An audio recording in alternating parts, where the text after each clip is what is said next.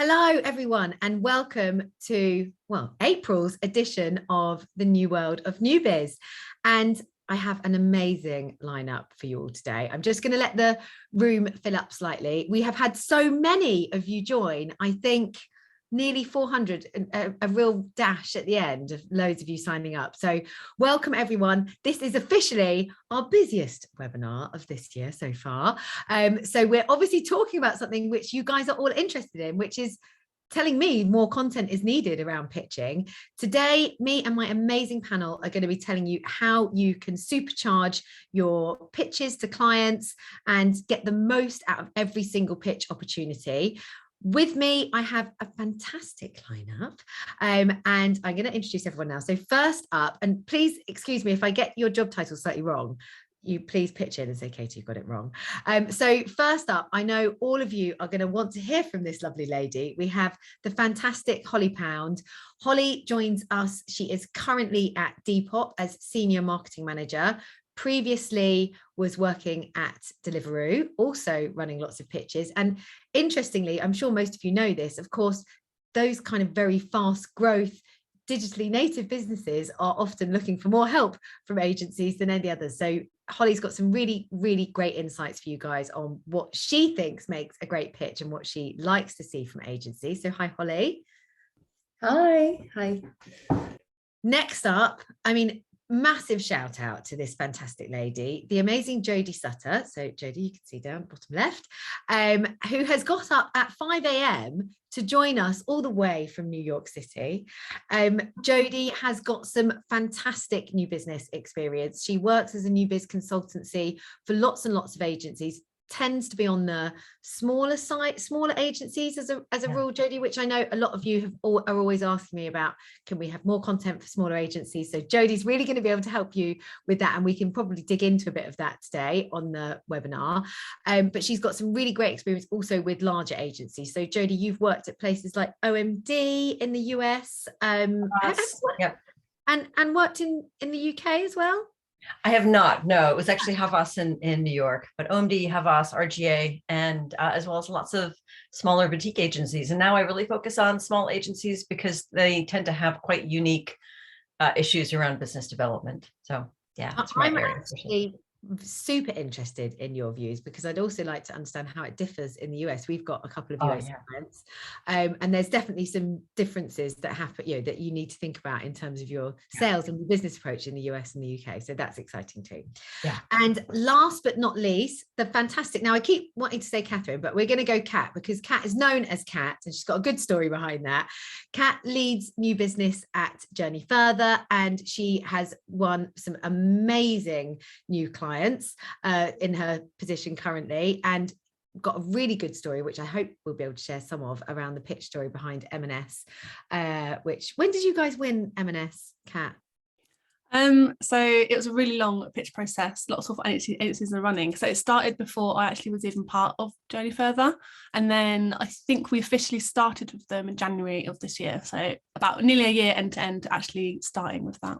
Yeah, see, there we go, guys. I'm always saying to you, you've got to be in new business for the long game. Even once you've attracted that lead and you've got an opportunity and you get to pitch, it can still take a year. So yeah, really good insights from Kat as well. So because I know you're all going to have loads of questions, I did ask a lot of you to give me questions beforehand. And of course, none of you did. And I know you're all going to ask loads and loads of questions in the session today. So please do, if you have got any questions, pop them in the Q&A. Feel free to say hello to everyone in the chat. But ideally, if you can pop your questions in the little Q&A box at the bottom of the Zoom screen, that would be really handy because it pops up on my screen and I can make sure I see it. But I am, of course, going to come to the fantastic Holly first, because there's so many things around new business, that I think Holly could help us with, but specifically in the pitch, there's a couple of big subjects that I kind of want to cover off today, and I won't tell you what those are now.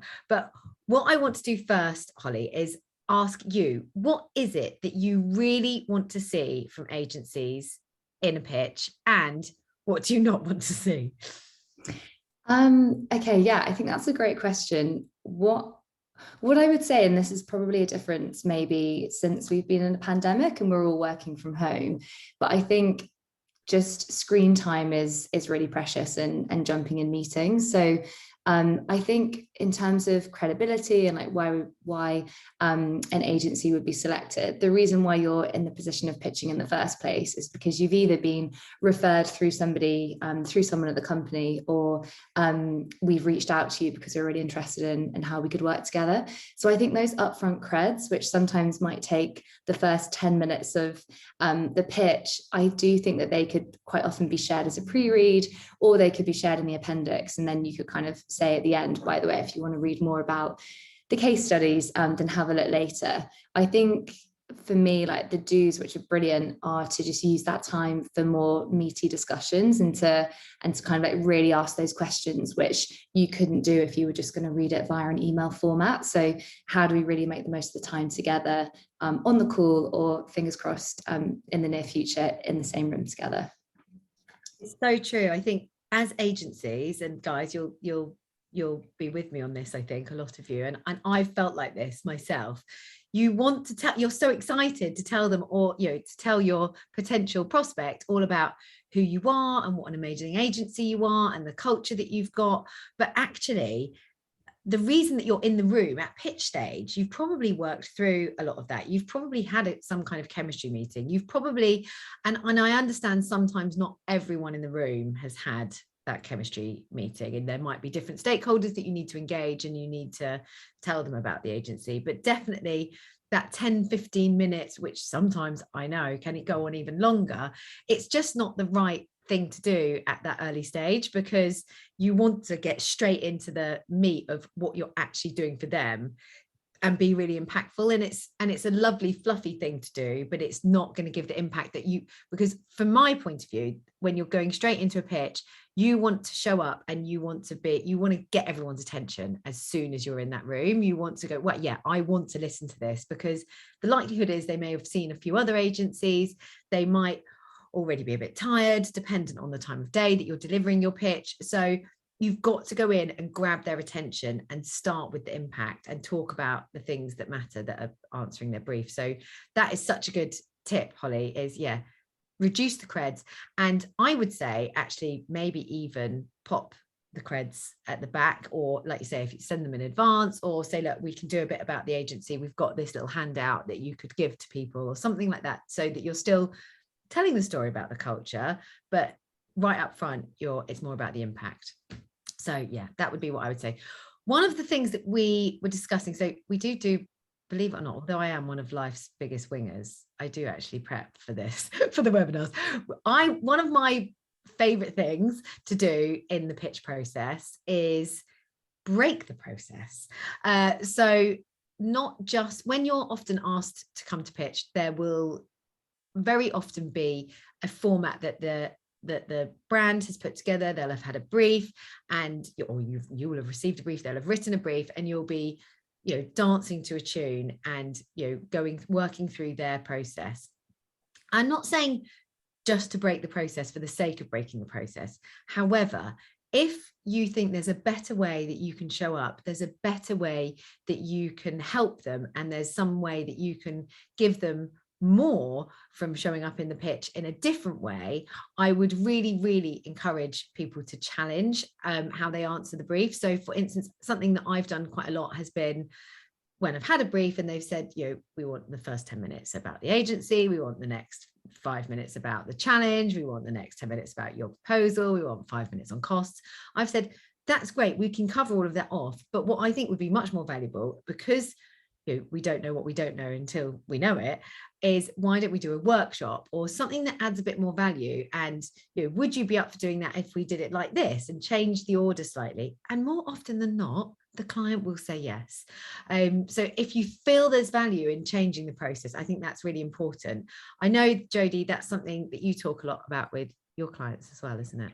Yeah, and we were, in our prep call that we had yesterday, I remember seeing Holly's head nodding that writing briefs is hard. Writing a really good RFP, which is why most of us, and Holly, I hope you don't mind if we all if I state a group confessional, most of us really complain about the way most RFPs are written.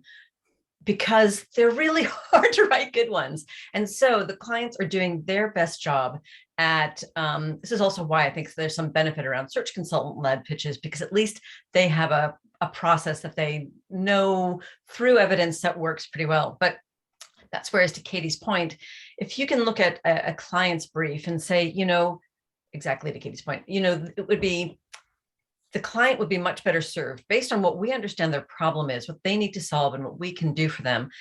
This client would be much better served if we suggest a workshop, or sometimes with some of the clients I work with, it's even if we just call them, if we even just ask for a conversation. I think sometimes the mistake agencies can make is they look at that brief from the client and they say, well, if the client is asking for this, then that must be what they want. And so we're not going to question it. And I think there's some real opportunities that's missing there to build a relationship, to understand. I also say, even with those interactions, conversations, at the very least, it's your opportunity to gather intelligence. And from that intelligence, you can then develop or refine your strategy to win the business.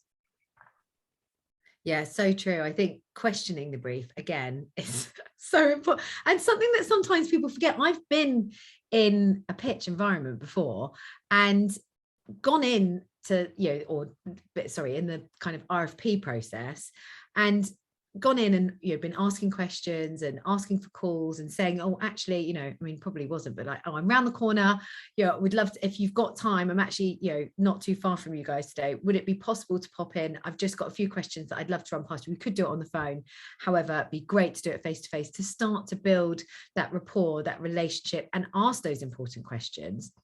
And we did win one client. This is, I hope the guys don't mind, it's years ago, so it's all old news now, called Mace. They're like a big building company. You'll see them everywhere now. I've mentioned it, MACE, like lovely, colourful branding.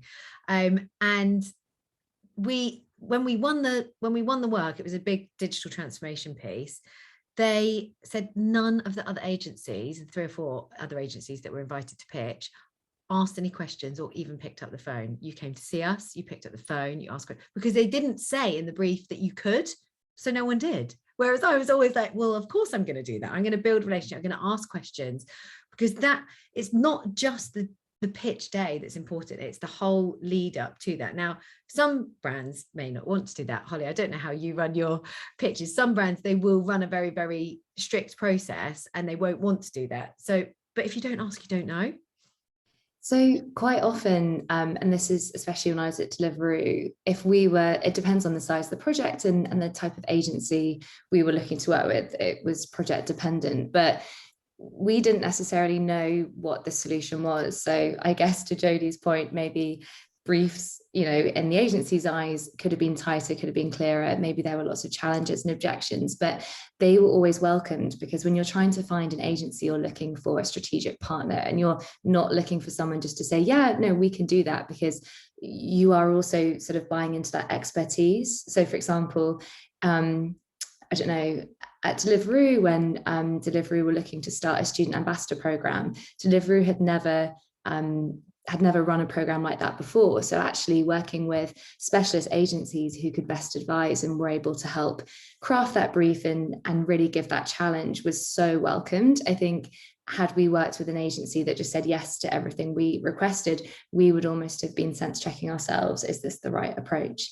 So yeah, another thing to also bear in mind is with the high growth companies, quite often you would get more junior people who would be leading and running those pitches. And I think sometimes agencies might think, oh, well, we've got to try and get that chemistry or win over the marketing director or the chief marketing officer, when actually it's probably someone at a marketing manager level who will be making the decision with the nod and approval of the director. So if the marketing manager is happy, then basically the marketing director would probably be happy to press ahead.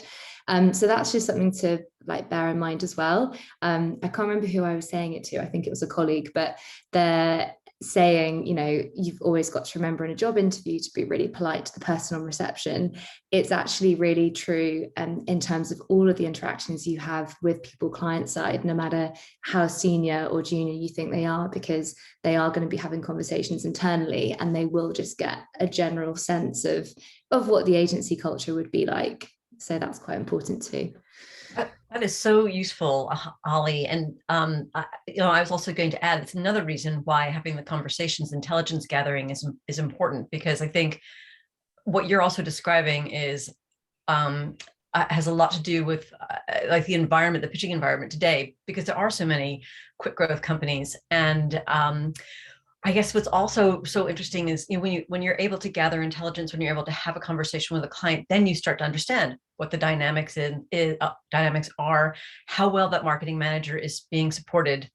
I will also admit there have been times where the marketing manager has not been that well supported, and so it has actually been at least a valid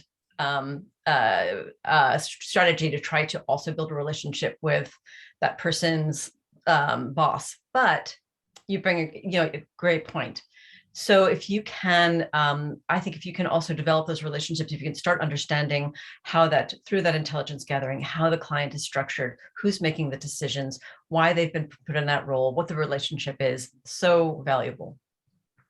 Yeah, that carries through to your client relationship as well. We've been talking a lot internally at Street actually about stakeholder management. It's important at every stage of the new business process. When you're prospecting and you're trying to engage with new clients, thinking about all the people that would influence bringing you in that attraction phase, and then in the pitch environment, again, who you need to have, who you need to be influencing as part of that, and showing up as your true selves as well. And the same goes for when you actually work with the client. It's so important.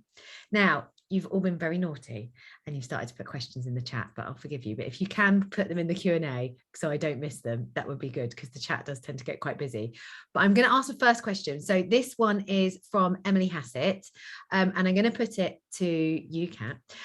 So Emily has asked, what makes an agency stand out in your mind? And can you give some examples of agencies that have blown you away? I know, Kat, obviously your agency side, but can you talk us through maybe some things that you've done or that you've seen when you've been running new business that have really given you that kind of standout potential in quite a competitive pitch? Yeah, definitely. I think from the agency point of view, it can be a bit intimidating to think, oh, we've got to pull out all the stops, we've got to pull all the bells and whistles to try and impress them. But I think just having that kind of like slick kind of deck, if you're gonna if it's a very big brand or a very kind of well-known brand, styling the deck in the style of this brand. I know we spoke about this obviously internally yesterday, but I've pitched before to like a big, large footwear brand. So we decked out the whole brand in them. We used the copywriting to kind of match like footwear and streetwear and things like that. That was just something that was like a bit of a level up. So rather than pushing our brand and trying to sell us, we were trying to show how actually we want to be a brand guardian for you. Here's how we've interpreted your brand so far and how we've interpreted the pitch. I think that's a really good way to stand out. And then I think just being yourself and being really authentic. I think if you come across as really robotic, like I'm not a brand, I've never been in-house, but I think they must be able to see straight through that. Obviously, Holly, you might be able to shine more light on that. But I think if you come across as robotic and fake and all smiley and like, I don't know, it's very salesy. And I know what we are doing is sales, but they buy into you as a person. And I will preach this on the rooftop, like they buy into you, they don't buy into the business. So if you can be as authentic as you can, that just helps you kind of come across a lot better. I think, Harry, that starts to actually answer one of your questions here. So I've got them up right in front of me. So Harry actually said, we recently got down to the last two with a global productivity tool. One of the bits of feedback that we got was that we weren't as enthusiastic about the brand as the agency that we lost out to. We were well researched, knowledgeable, effectively communicated how we could work well with the brand. In your opinion, what are the intangibles that get across that enthusiasm whilst remaining authentic? Holly, that I know we spoke about this a bit yesterday, so it'd be good to get your opinion on this. Yeah, I think there are just sort of like really nice small touches and personalization. So a couple of pitches which stood out to me when I was at Deliveroo was, for example, if an agency is introducing their team, they introduce the different members, and then underneath they said, I don't know, like account manager, but then they'd say huge Wagamama fans. So they basically personalized it with having their favorite restaurants. So it could potentially be tailoring it to the company that brand that you're trying to work for. Another one was this was a in-person pitch, but for personalization, they did a menu. So that was the meeting agenda, was like the starter, the main, the dessert. So I think you could probably work effectively with creative teams to come up with, what's our hook here. I think, just to add to Kat's point, I think authenticity is just so important. So, and again, rather than just coming across as really high energy, sort of, yes, we can do this. Actually, what's really refreshing is the challenge, the no, this is actually not within scope for this reason. I think just to manage expectations, because there's always a really big fear that there might be hidden costs along the way, or actually, like obviously the client side, we're always going to be really hot on measurement capabilities, like really understanding what those capabilities are right from the start. So I think just making it feel as real as possible would probably be my biggest piece of advice. Totally. The other thing, in terms of, I always talk about this, about what's the extra stuff that you can do. So we've talked about how you might be able to personalize the deck. Now, I've worked with agencies, and some of them do this, that will change the whole look and feel of the deck based on the brand that they're pitching to, which can be a bit dangerous, because if you interpret the brand in the wrong way and you've got someone in the brand team on the pitch panel, it actually can do you more damage than good. But you can start to feed it in and make it look, so I would always say, use this is my opinion, and I've seen agencies do it both ways with good successes, but I just feel that there's a bit more danger if you kind of totally try and rebrand your deck to look like the client's brand. I would say pull the client's brand into your deck, because it's still your deck, your opinions. You can still flatter the brand by bringing some of these more kind of creative ideas that Holly's spoken through into the deck, so that you're adopting some of the brand, but it's still your kind of pitch deck. So that's something just to kind of to be aware of in terms of being extra and showing that you care and you're enthusiastic. Some things that I've done and that we sometimes help advise our clients to do is really thinking about going that extra mile. So can you do a site visit, or if you're pitching a digital experience, or you're pitching a brand review, or whatever it might be, go and do that journey yourself and report back and say, well, this is what happened, this is how it worked, I did this in the, I do a lot of work in the digital world, so we did that, we worked with, we went in and, I don't know, let's say it's McDonald's, did the order and I ordered it online, and then this happened, and then go on the journey, do what it is that you're going to do, and feedback and show that you care. I've done things where we've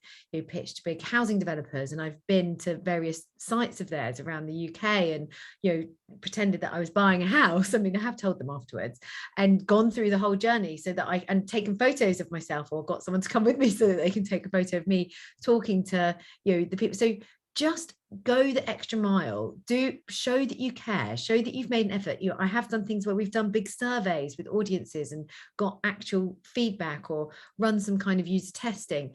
If you can show that you've taken the time and the effort to do something extra, whatever that might be, that is relevant to your pitch, whether that is getting some customer feedback, going on site, doing a digital journey, ordering something, and ideally something of value, not just a picture of you in the store not really doing anything. Like something that's actually going to add value to your pitch is going to be better. But just think about those extra things that you can do, because you can be enthusiastic, you can show you care, you can put a fantastic pitch deck together, but if someone else is doing one of those other things and you're not, they're going to be one step ahead from you.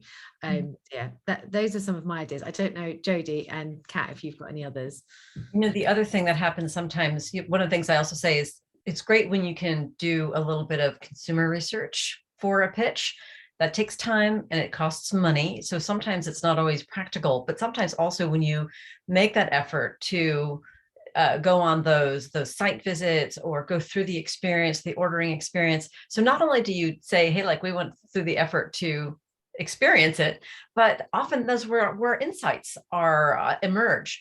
And if you can't do the consumer research, look, you're a consumer yourself. So you're both this wonderful combination of consumer and marketing expert.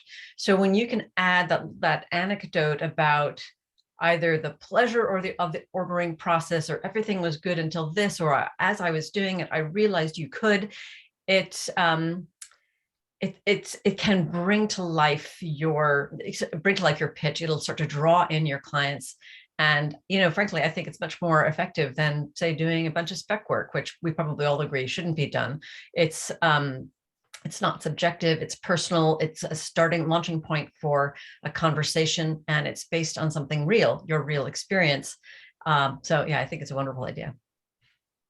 And then my advice on this is probably quite niche to the PR industry, specifically digital PR industry. So if people aren't aware of what this is another tip, is explaining what your product is. People in the room might not understand. That's something that I'm really positive and like kind of keen on as well. But essentially what we do is we help brands get noticed on Google through rankings and stuff like that. But again, just going back to the point about going that extra mile, is that often in like PR pitches, we go straight in, we explain what our product is, what our strategy is, and we answer their brief, which is fine. That's all like ticking all the boxes. But I think something extra is, and a lot of pitches I've seen miss out on this at many agencies I've been at before, is actually like saying like what the lay of the land is in their industry. So doing that landscape analysis in the world of PR, obviously it's changing so much in the news cycle, but actually putting yourself in their shoes and being like, okay, I'm writing about this topic. So for example, if it's food, like delivery, for example, so we look at the food space, what's getting picked up, what's getting coverage, what's getting links, which is super important, what type of themes are appearing, what are they not picking up so much, who are the biggest voices, things like that, particularly in PR, I think gets forgotten about. And a big kind of metric that we are measured on is the number of links. So if we are going to go in there all singing or dancing, we can get you thousands and hundreds and millions of links. But actually in reality, if you win that and then you see, oh, actually there's only a smaller number of publications that offer links, you've just sold them the world, and you actually haven't, again, kind of like brought them down to earth and had those expectations of, this is what the state of PR is in your industry, and here's what we're going to do about it, or here's how we're going to build your awareness, things like that. I think that's just going a bit extra, and not pretending that everything's all fluffy and magic and we're going to create all these amazing links for you. Actually, like, here's the real state in your industry of other brands getting picked up, and here's how we're going to tackle that, and here's how we're going to kind of get our voice heard in that space, is what I would suggest, just from a PR kind of point of view, just to make sure that you're actually going that little bit extra, doing that little bit extra research and showing how you're going to stand out. In terms of, selling the world, I think that point, a lot of briefs that I've worked on have initially had quite sort of small budgets, because especially working for high growth companies where you're kind of doing stuff that the brand has never done before, you're kind of, like walking into the unknown. I think rather than the agency saying like, we are literally going to change your world, we're going to do all of this stuff, and then it doesn't end up being delivered, I think it's much better to set realistic expectations. I know that there could be a fear amongst agencies that might mean that they're up against another agency who is saying that they can do it all, but that's where hopefully, like, that authenticity point, like, you'll shine through as being someone who they can trust, who is actually going to deliver on what they say they will, because that's always the biggest fear. And being client side, like, I am obviously realistic about what can be achieved with budgets that are set, so I don't think there should always be that pressure to say yes, and if anything, it can be more of a challenge. Can I ask Holly a question for a moment? Yeah. Right. So one of the things that I advise, and I'd love to hear whether this is good advice from a marketer's perspective, if one of my clients has a weakness in a pitch. So let's say someone like Catherine, it's like, look, we're really good with digital PR, but they also want some traditional media relations. Should we, as the agency, scramble together or cobble together a few kind of weak examples about like our past media relations work, like, Joe over there has some experience and we've got this kind of like wonky case study. Should we package that together and fluff that up? Or should we say, hey, look, we don't have this, and here's why, sort of position yourself like, look, media relations is fine, but what you guys really need is digital, blah, blah, blah. So what I always say is play to your strengths and don't try to mask your weaknesses. And I'd love to hear, Holly, if someone was that honest with you, what's your reaction? Would you say like, well, you didn't show us your media relations? Or would you say, hey, they had a really good point about the importance of digital PR? Yeah, I think the phrase fluff it up, never fluff it up. That would be, yeah, I would definitely agree with you on that point, because there will be someone in the room who's going to ask a really tough question, and that will start to very quickly unravel, and then it will just make everyone feel a bit uncomfortable. So yeah, I think 100% just be honest and say what the capabilities are, and it's just going to position you more as that strategic advisor, which is essentially, the perfect place that you want to be for the client. Definitely. I think from my point of view, just kind of, I have sat both sides of the fence, but I have most recently, last, I don't know, probably 15 years now, been agency side. And actually, it's so much better if you're honest and you chat. And we did this to an agency client that was asking for PR recently, who wanted, but I was like, well, what are your objectives actually are that you want to win new clients. If you want to win new clients, I think this approach, doing marketing, is going to be a much better way for you to get where you want to get sooner. So are you happy for me to respond with a totally different response? And they were like, yes, please. So we'd written the brief. So you have to ask, challenge the brief. You think there's a better way to answer it, and your services, even if they don't fully align, just ask. You'll get a good feeling whether they're going to be receptive to that or not, and judge it, and you can then qualify in or out. Right, guys, most amount of questions in a webinar ever. I think we've got 16 questions. I don't know if we're going to get through these, but I'm going to try and pick out the ones that I think there might be some similarities in, if there's any commonalities, so that we can answer the questions that matter. First one up is from Alison Woodward. Hello, Alice. Not Alison, Alice. I just made up, giving you a new name. Apologies. She has asked, how do you build a good relationship with the prospect when it's a really formal pitch process handled by procurement and it's difficult to get in touch with them? Can I just very quickly map in with my little tip? So you've got to be careful in terms of the brief. I've in the past been involved with lots of government style pitches run on the government procurement website, and you do have to be careful. You need to check what you're allowed to do. But one good way of doing things is, and this is the same as what you should be doing when you're managing any kind of prospecting and outreach, which obviously we do day to day, is you could start to follow them on LinkedIn, look at what they're interested in, look at, because even now you don't have to connect with people on LinkedIn. You can just follow them and you can start to see some of their activity depending on how they've set their settings up. So you can still start to engage with them. You could be liking some of their posts if they're posting things. You could be looking at what they're interested in. You could be looking at groups that they're involved with, so that you've got a better understanding of maybe some of the challenges that they might have, what they're interested in, etc. So it isn't always easy. If it is really, really strict, I would say LinkedIn is probably going to be your best bet. You can get even cleverer and start to sponsor content and push content their way without inboxing them or trying to connect with them, which could look like you're breaking the process slightly. So yeah, don't connect with them, because that could look a bit sneaky. But you can just start to maybe engage, like the odd thing. You could sponsor content, and you can actually name people that you or specific. You can really finite get it quite streamlined, so that you can start to hope that you might target them with some of that content. So there are other things that you can do, but yeah, it can be tough. I don't know if anyone else has got any tips on that one. Sometimes, and this is also not necessarily a Sheelin, but sometimes also, if you can, this is where connections are really helpful too. If you know that you have a connection that knows the person, or knows someone on that team that's on the client side, to ask them to be some kind of an intercessionary to just put in a good word, or to so use those connections. If you know someone who knows someone who you're pitching, how do you, even if it's just to say, like, please let them know that we're in it, we're really excited, we've got some good ideas. It can be an interesting way to indirectly build the relationship. Or sometimes if you know someone else at that company who's not actually involved in the pitch, that can help as well, I think.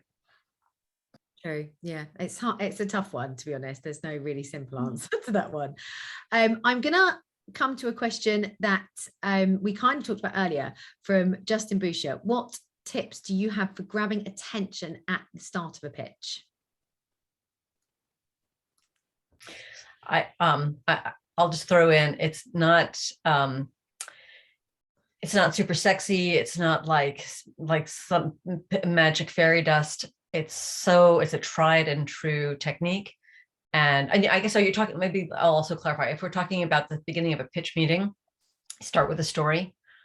If you look at some of the best speeches, talks throughout history, so many of them start with a story that give the audience some context about it sort of unites the presenter with the audience and with the topic. So yeah, start with a story.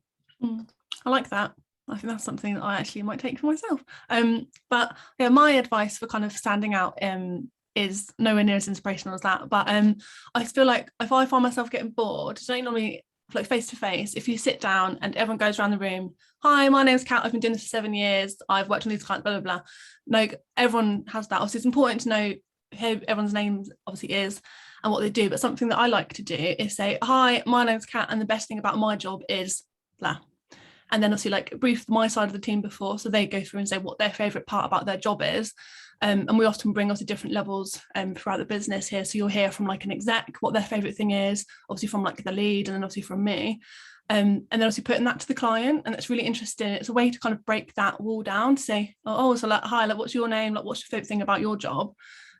Just so it's not the same old, this is me, this is my experience, here's what I do day to day, because that can get quite kind of boring. But yeah, that's what I would. You get the clients to also tell them what. I think that's also great, because now you're getting them. So you've inspired me, because now they're involved. They're like emotionally invested, right? Yes. It's the conversation. That's a brilliant idea. Holly, anything to add from you? This is going to make me sound very direct. I think essentially just because sort of saying like, I guess we're all here today because, and articulate the problem statement. So can you just, from that brief, however well it was written, fingers crossed it's been written well, you can just get in one sentence, like, what are we trying to achieve here? And is, what are we trying to achieve in the next 6 months with this budget? Or is it articulating the North Star? So like, what do you think that brand is, where is that brand trying to get to eventually? So what is the agency's role in that, and how can they help them with it? I think that could be really powerful. Obviously it might feel a bit risky in case you don't get it quite right, but if you feel confident with that, and even if you can sense check with your point of contact, like your client point of contact, and say, can I just sense check this really is the core issue that we're trying to address with this brief, I think that would be really impactful, and kind of show that you're really getting straight to it. I do really like the idea of the anecdote or the story, but just make sure it's authentic, make sure it's believable, because if it sounds like it's just too much of a coincidence that story happened and it also happens to be linked to the brand, it might come across. So just maybe it might be, your first experience of using that brand, or maybe something you're interesting, or maybe your own personal take could be a nice way to add a bit of color as well. Yeah. The other thing that I loved about you just said too, Holly, is I think that a lot of what I talk about when I'm working with my clients is, how our brains function, and how when we're sitting in a conference room or sitting on a Zoom call like this as the client, all messages get filtered through our lizard brain, and our lizard brain is what's in charge of the fight or flight response. And when we don't feel like we're in control, we want to flee the room. And you don't feel like you're in control if you sit down to a meeting and you have no idea where that presentation is going. So I also think it's really, you've sort of brought us back to the important thing, which is tell us that tell us what you're going to tell us, then tell us what you told us. 100%. Enters you, makes you as the audience feel like, okay, now I know where they're going to lead us. I feel comfortable. And I think that's really exciting, again, getting Zoom fatigue these days, and like constantly being on calls and stuff. It's really exciting to think, oh my gosh, in 60 minutes time or 90 minutes time, I'm literally going to find out what the proposal is to answering X problem. So getting that right up front and saying we're basically going to be delivering what we believe the solution is could be really powerful.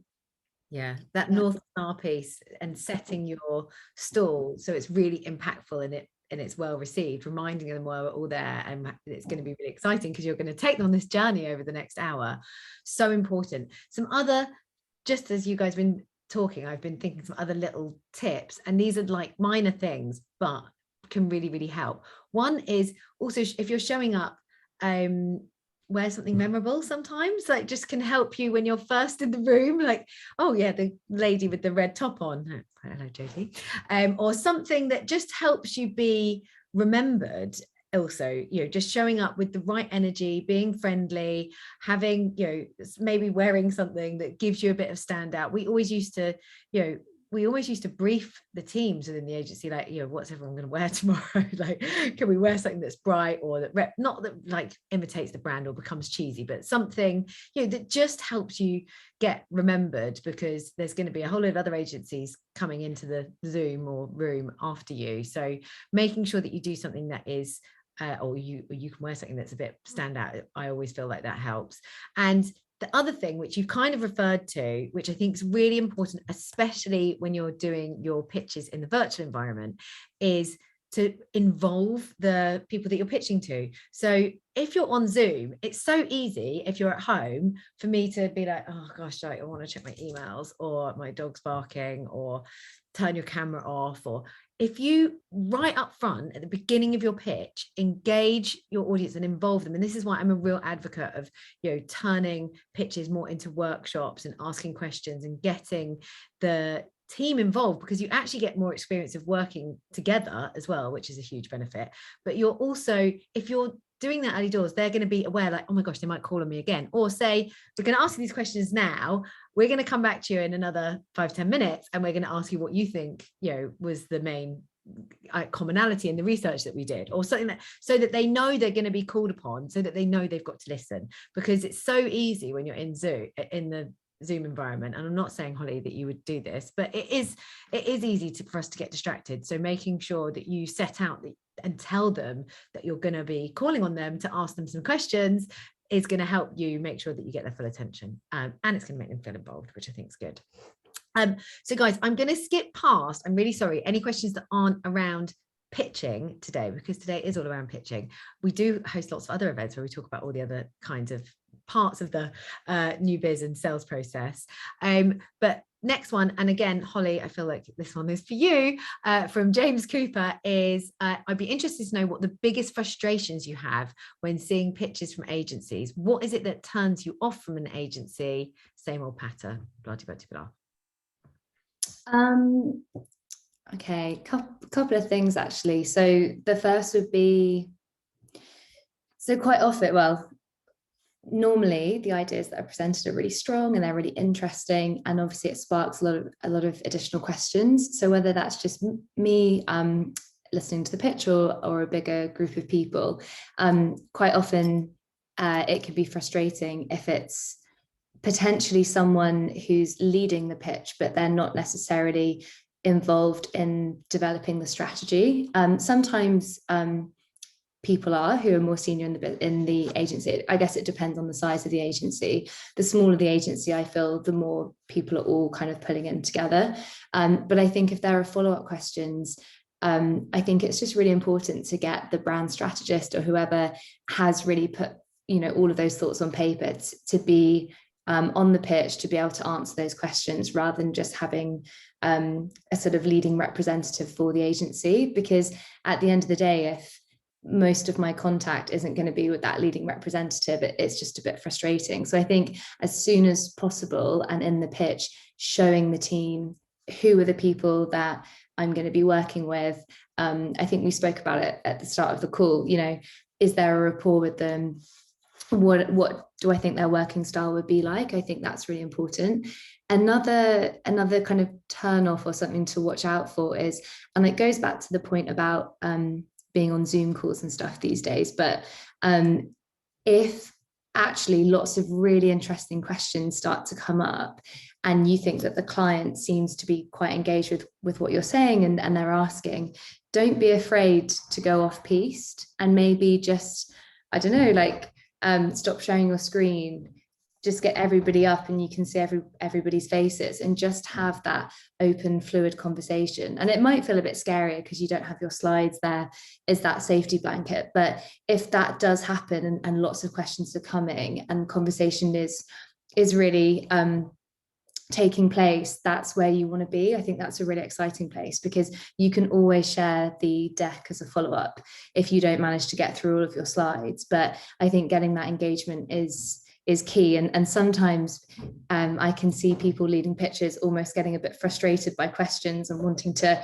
continue with their sort of pre-planned and rehearsed deck, but it's not meant to be this big jazz hands performance. It's meant to be a really good two-way conversation to help both the client and the agency figure out if they could be the right fit. Such a good point. It is so true. It shouldn't be a show and tell. It should be a conversation and a collaboration. So if there's anything that you can do within your pitch process to make it more conversational, involve the client, I think that for me is probably my number one tip. There's been a couple of questions about design. The questions are going up. We're now at 20 questions. Oscar, and I can't remember someone else who I've already said that we've answered it live, but we were talking about imitating the brand and etc. earlier. So we think we'd started to cover off some of this. Oscar's asked that they're in the process of redesigning their pitch decks. Do you have any tips for making sure we get it right? We're considering interactive tools like Prezi. Yep, Prezi is quite cool, to make the experience more engaging and bespoke. What are your thoughts on presentation tools and I guess look and feel? Anyone want to dig in on that one? I think if it's natural to kind of who you are as a business, also if you are like a technology-led business, then yes, you should be showing off what you do. If you're a creative business, show off what you do, like with your process slides and things like that. I do think if it elevates the pitch, 100% go for it. If it pushes who you are as an agency and like what you offer in terms of like product services and service lines. But if it's something that you're just doing to kind of like be a bit jazzy, and it's a bit distracting, then I'd perhaps leave it off and just kind of keep it more like light touch, simple, talk more. Hopefully that's a good answer. But yeah, I'll just say if it's something that elevates you as a brand, go for it. Yeah, I would agree. And I'd say, it sounds bad, like not that the pitch design isn't important, but it shouldn't be, do not have loads of words on your pitch decks, like, or loads of writing, because the temptation for the client, Holly's nodding away here, will be you want to kind of read it. It should just be a guide for your conversation. It shouldn't, there's going to be things that you need to show and tell, and sometimes there might be creative, sometimes there might be journeys or workflows or something that you're going to have to present and show and talk through, and that I think needs to be designed well. But I wouldn't actually be too worried about being too jazz hands with your presentation. If you're a creative agency, of course you need to show your creativity, it needs to be smart, but it should be a guide, not something that you're reading off. That's not always that easy. I've worked with developers and some people that rely on their slides, and they do want to have the bullet points and all the writing on there. I'm not an advocate of that. I think it should be a guide rather, because people will just start reading it and they won't be listening to you, and you want them to listen to you, not to read your slides. So things like Prezi, great if you think it's good, the transitions are nice, and it's nice to have a deck that looks, for me, clean, stylish, with really good content that is not overdone is actually the most important thing. So kind of keeping it clean and simple, I would say, is probably the biggest tip. It also sounds like maybe they were also asking a little bit about like the standard pitch deck, the one that you have and you're in on your file, ready to trot out. And I think it's very hard to create something that is going to work in multiple situations. And I also think that I drew this conclusion, and I sort of, my opinion on it moves around a little bit, but I realized a few years ago that the quote unquote standard credentials deck is not a great sales tool. And if anything, the standard credentials deck is more like a tool, a post-rationalization tool. It is the tool that is useful to a client when they've become emotionally connected to an agency because of their ideas, because of the people, because of the ideas and the conversation, the relationship they've built. And then the credentials deck says, and we can justify hiring them because they've got these clients and these awards and and this cool process. then it makes a lot more sense. And I think if you can look at your credentials deck in that way, it frees you up to be a little bit more creative about it.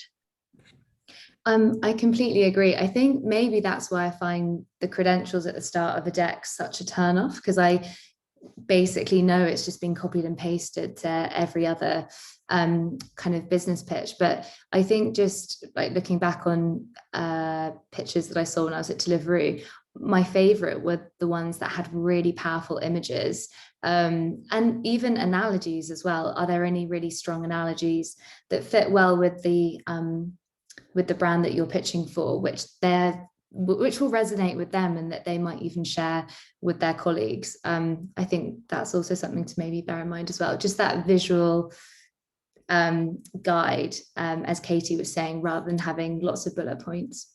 Yeah, there's so many questions, guys.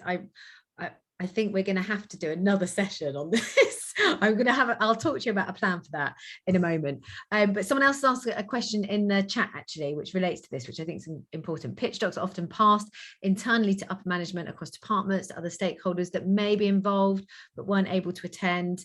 How would you recommend finding the right balance of context against content and not having too much text? There's so many ways that you can do this. One, if you're doing it virtually, record it. So it's a nice little video snippet, and you can share that. You could even then cut it down further so that if they haven't got an hour, you could kind of, if you've got video editing in-house, then you could cut that up further so that it could be, some really key points that you want that person to see, and then attach the deck with some annotations in it maybe. I always used to annotate the decks and then send them afterwards, because it's a really nice, when there's a lot of detail on something, if there are people that weren't able to make it, but they want to understand stuff, that they've got the annotations.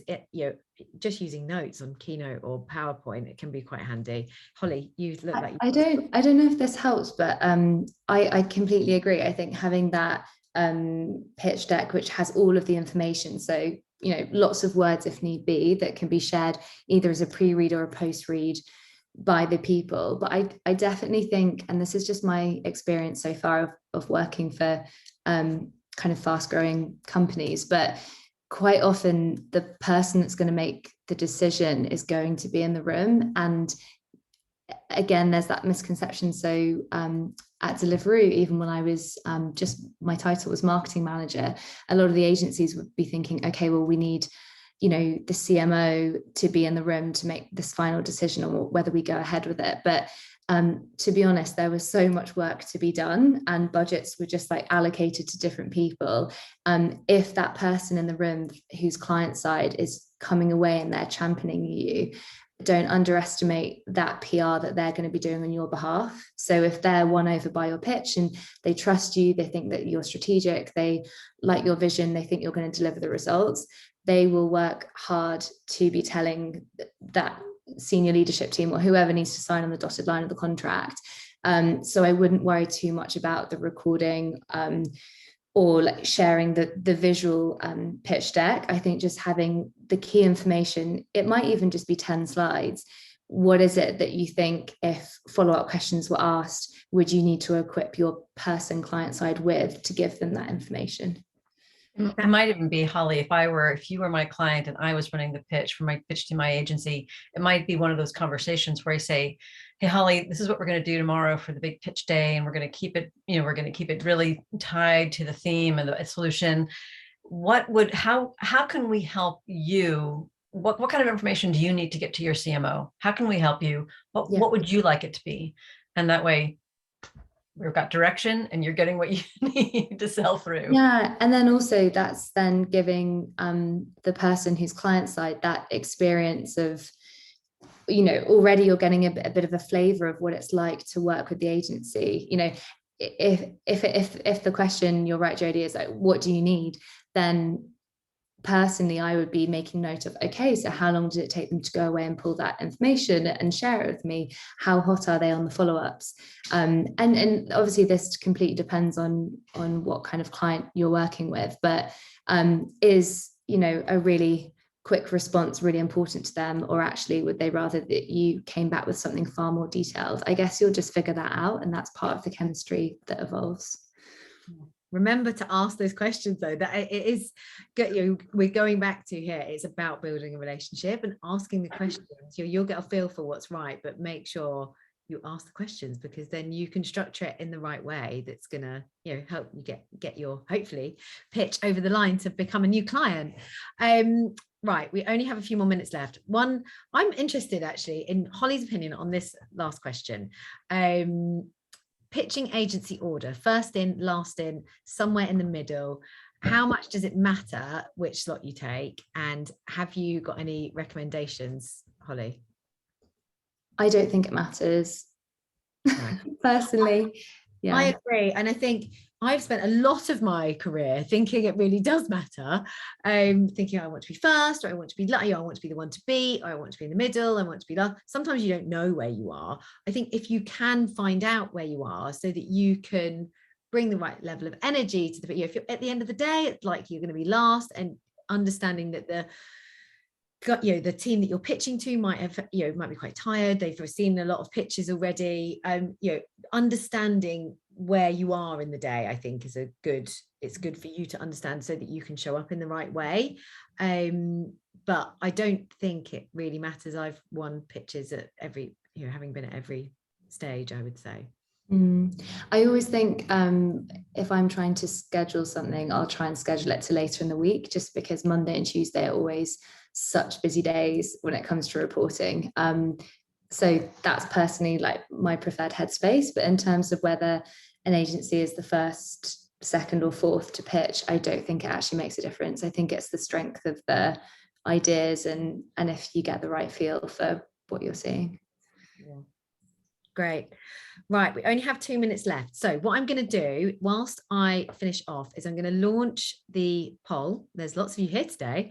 So if you have got 2 minutes in the background whilst I'm chatting away, I'd love it if you can fill the poll out. It does power us with information that, one, enables me to make sure that I talk about the right things on these webinars, but that also we're going to pull together a lot of the data, and it's going to enable us to give you some really interesting insights into what's happening in the agency new business landscape. We've been doing them for 2 years now, so we've got quite a bit of data. So thank you all for joining. A massive thank you to all of our amazing guests. Now, there have been lots and lots of questions submitted, not all of them that we've got to. Usually I would say I would share all the questions with our guests and that we'd come back to you. But what I'm wondering, guys, and it doesn't have to be all of you, but if some of you might be willing to maybe do something else with us where we can maybe answer some more of these questions live. So whether that is a little interview that we just jump on and we record something and we share it with our lovely listeners, our lovely guests. Sorry, because I do the podcast, I'm always saying listeners. So yeah, maybe I can jump on with some of you and we'll just record some answers in a kind of shorter, snappy way, or we could host some kind of workshop or something, because there's some really good questions in there, and I'm sorry guys that we didn't get to all of them. So I promise we'll come back to you with a plan for something that makes sure all of your questions were answered, even if that's just a session with me. I will speak to our lovely guests about what they may be able to help us with. But yeah, just a big thank you to everyone who's joined today. It's been a really fun and lively session. I've learned a lot, and yeah, I've really enjoyed learning more about, well, all of you guys as guests and hearing more of your questions. So I hope you've all found the session useful. We do have this happening every Tuesday, first Tuesday of every month, and we've got ongoing events via Tamba, some being workshops, some being training, some being webinars like this. So do go and check out www.tamba.io to see our next upcoming events. But yeah, otherwise, I hope you all have a fantastic day.